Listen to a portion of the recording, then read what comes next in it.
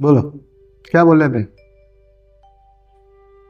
थोड़ा तो इसमें क्लियर हो गया जो मैं पूछ रहा था। हाँ, जैसे डे टू डे लाइफ में छोटे छोटे चैलेंजेस आते हैं या जीवन में रिश्तों में या जॉब में जो चैलेंजेस आती है या उसमें हम कैसे उसको हम कैसे उसको उतरते हैं, कैसे हम सेव ग्रो करते हैं। क्या ये इसमें यही हमारी परीक्षा परीक्षा है क्या, जल्दी से साधना या हमारे क्या विकास है? परीक्षा आप उसे बना लेते हो, उसमें कोई परीक्षा नहीं है।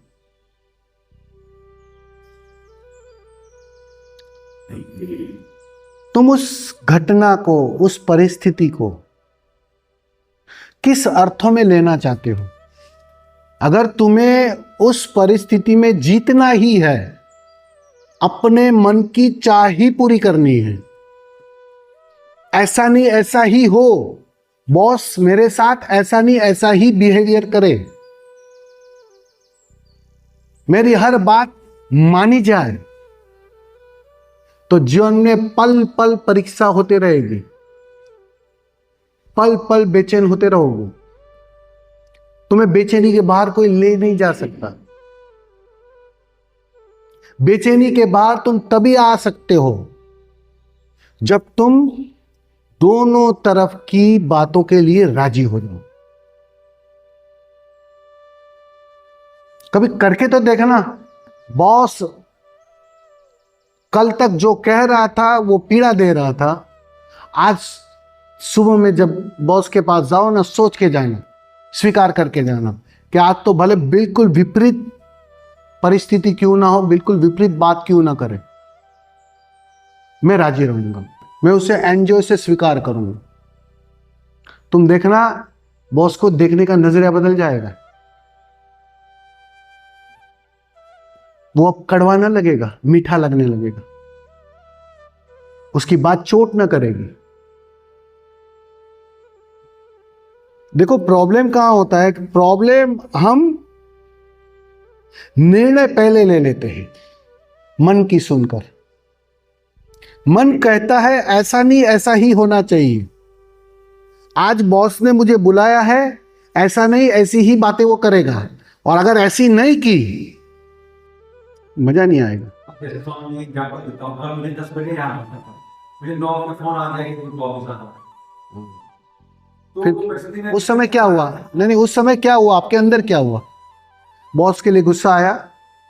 ये ना आया, मैं पूछ रहा हूं। गुस्सा क्या, अपने आप में गुस्सा थोड़ा सोचेगा ये भाई मैं छुट्टी जबकि मैं कल छुट्टी पे था, उन्होंने मुझे बोला कि वो 1 घंटे। फिर कैसे आ गए आप टाइम पे?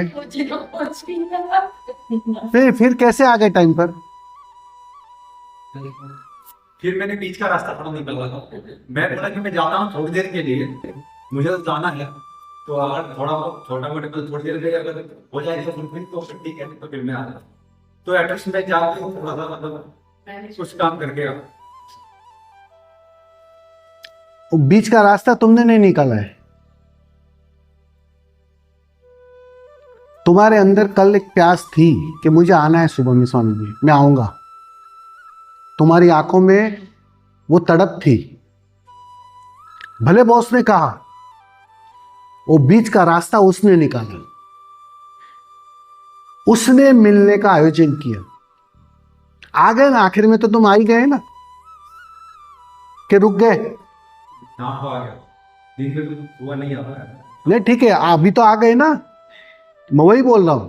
लेकिन क्या होता है, जन साधारणतः हम विपरीत हो जाते हैं कि ऐसा क्यों हो रहा है।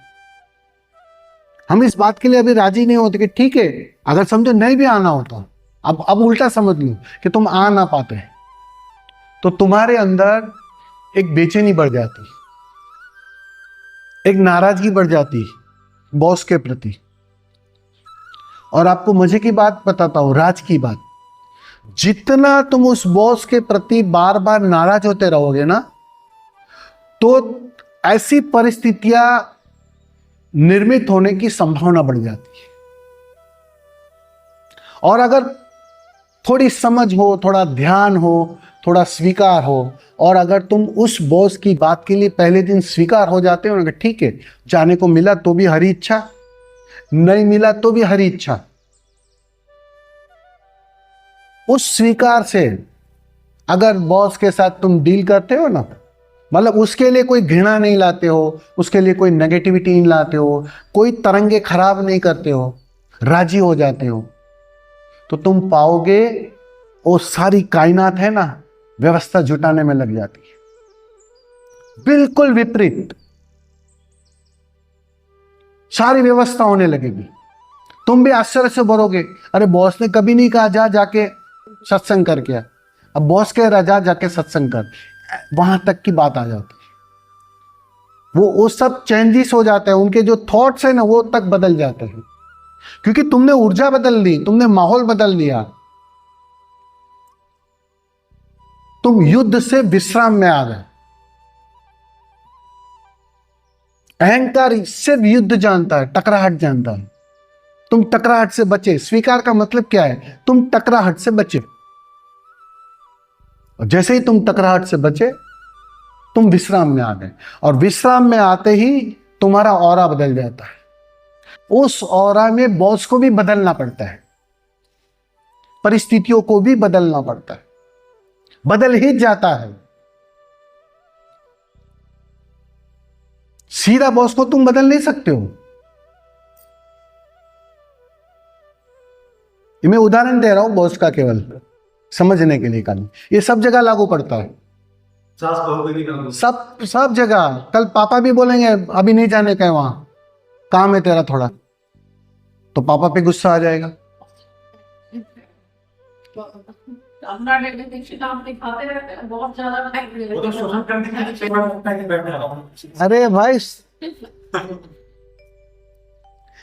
कोई तुम्हारा शोषण नहीं कर रहा है।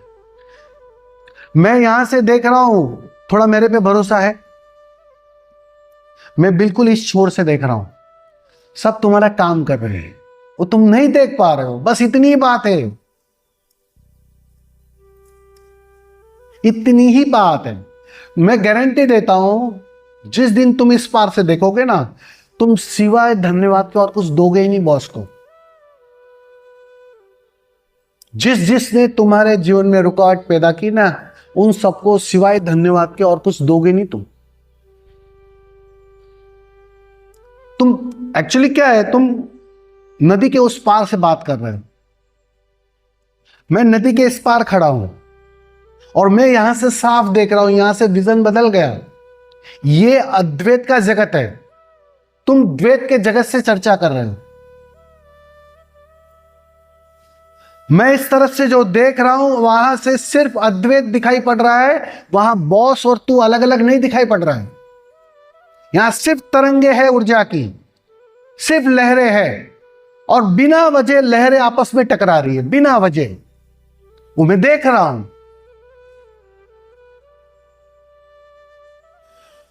यहां से साफ दिखाई पड़ता है, और हर लहर एक दूसरे की सहायक है। ये सारे जो है ना उपद्रवी, वो ठीक से कहूं ना तो गुरु से भी बड़ा काम कर रहा है।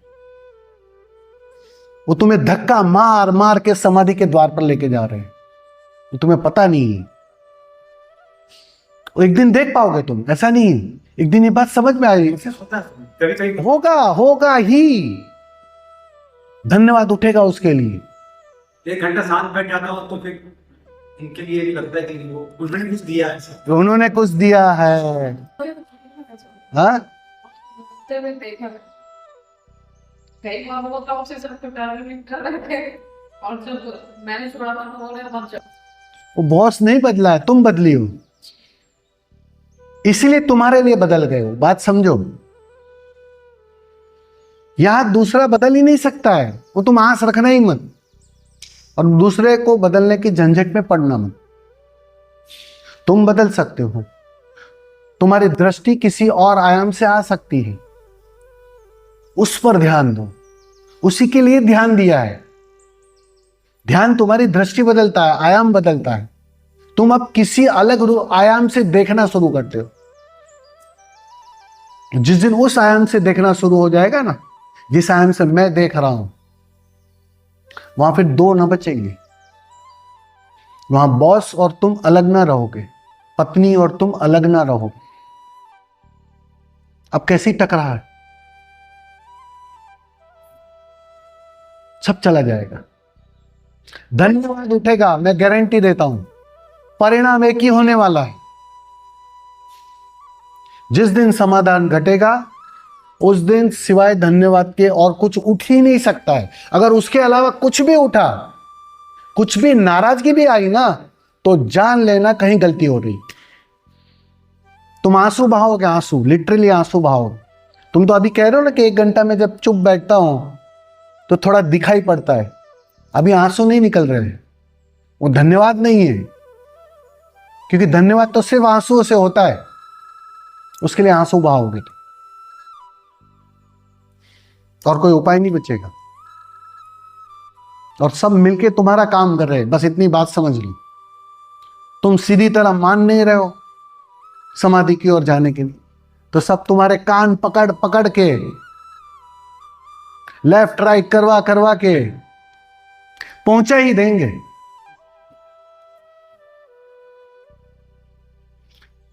यही आयोजन है। ये बात शायद अभी तुम्हें हंसी आएगी इस बात को सुन के, लेकिन जिस दिन देखोगे ना, इससे दुगना हंसोगे कि अरे सच में ऐसा ही था, कि खेल ऐसा ही चल रहा था।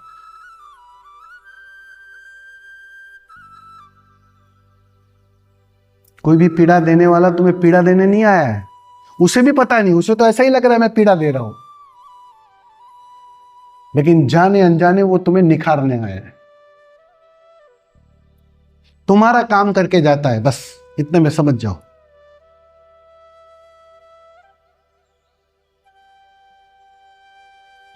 इसलिए हफ्ते में एक बार बॉस नाराज ना हो ना, तो परमात्मा से प्रार्थना करना, भाई उसको बोलो जरा हफ्ते में एक बार हमें याद कर लिया करे। वो बॉस की नाराजगी में उसमें लाने के लिए नाराज होने देते।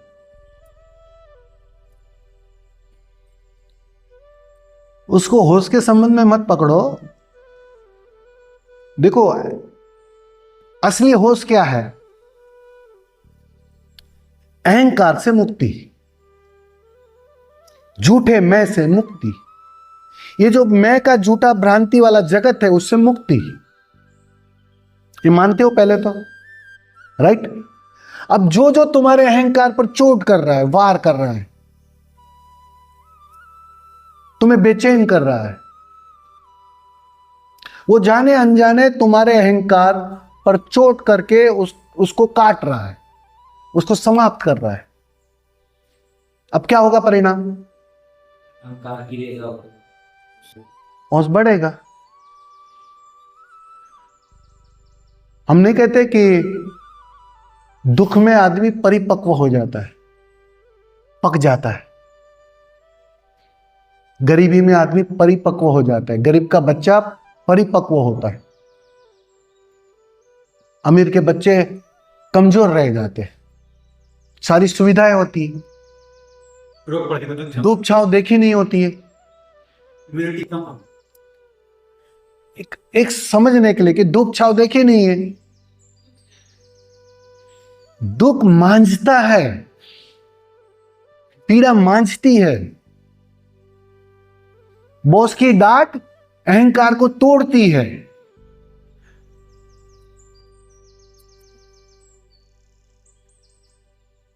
मन फिर क्या करता है? बॉस जितनी डांट देता है ना, घर आके वसूल कर लेते हो तुम। फिर वो पत्नी पे कर लेते हो, जहां चलती है वहां कर लेते हो, या नौकर पे कर लोगे। वो नासमझी में हो रहा है, वो गलती हो रही है। सब काम कर रहे हैं तुम्हारा, बस इतना में समझ जाओ। उस भाव से अगर बॉस के पास जाओगे, उसको देखोगे, तो सबसे बड़ा फायदा क्या होगा कि उसके लिए जो घृणा उठ रही है ना, वो उठेगी नहीं। और जितनी घृणा नहीं उठेगी ना, उतनी तुम्हारी बात जल्दी बन जाएगी। जितनी घृणा उठेगी, जितना टकराहट उठेगा, उतना तुम्हें झेलना पड़ेगा, उसका हिसाब पूरा करना पड़ेगा। जितना लंबा उसको खींचोगे उतना लंबा हिसाब करना पड़ेगा। और ऐसा नहीं है ये बॉस फिर सिर्फ इस बार है, अगर ठीक से हिसाब पूरा नहीं किया तो वही बॉस अगली बार पत्नी बन के आएगा, सारा हिसाब पूरा कर लेगा।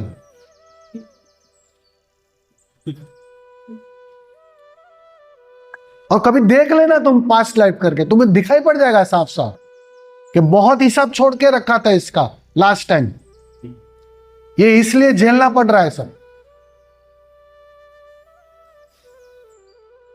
इसलिए जानने वाले कहते हैं थोड़ा होश रखो और थोड़ा देखो, और जो भी फाइलें हैं, जो भी हिसाब किताब है, जल्द से जल्द पूरा करो, बैलेंस शीट को नील करो। कुछ भी लेना बाकी है या देना बाकी है, वो छोड़ेगा नहीं, जन्मों जन्म छोड़ेगा नहीं।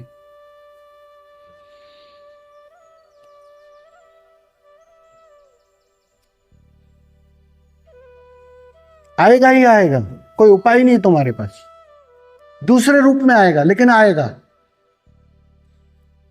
ले बच्चों, गए टाइम बहुत गाली दी थी ना, आ गई मैं, और फिर वसूल करेगी, फिर वापस तुम नई फाइलें खड़ी करोगे, तकलीफ वहां है, फिर वापस वही गलती करोगे, अब पत्नी के साथ वही करोगे, फिर वापस और कसमकस और नई तरंगे खड़ी हो गई, नए हिसाब किताब जोड़ दिए, उसको गाली दे दी, उससे नाराज हो गए, उसको जैसा तैसा बोल दिया। तो जितना तुम वो करोगे, तरंगे खड़ी करोगे, फिर वापस उसका हिसाब तो होने ही वाला है। फिर अगली बार वो कोई बच्चा बन के आएगा या कुछ और बन के आएगा, आती ही रहेगी, वो छोड़ती नहीं है वो।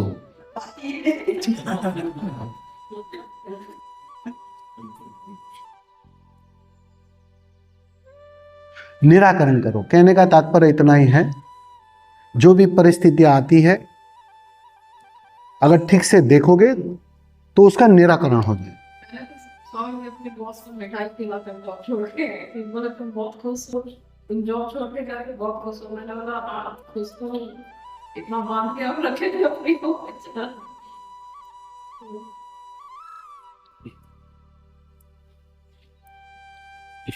कुछ दो चार पात्र ऐसे होते हैं ना, वो बिल्कुल यही काम करते हैं, वो तुम्हें सुधार के ही दम लेंगे। स्वामी जी हमारे बाबा जी भी है। हाँ, कौन? हमारे बाबा जी कहते हैं जी। हाँ।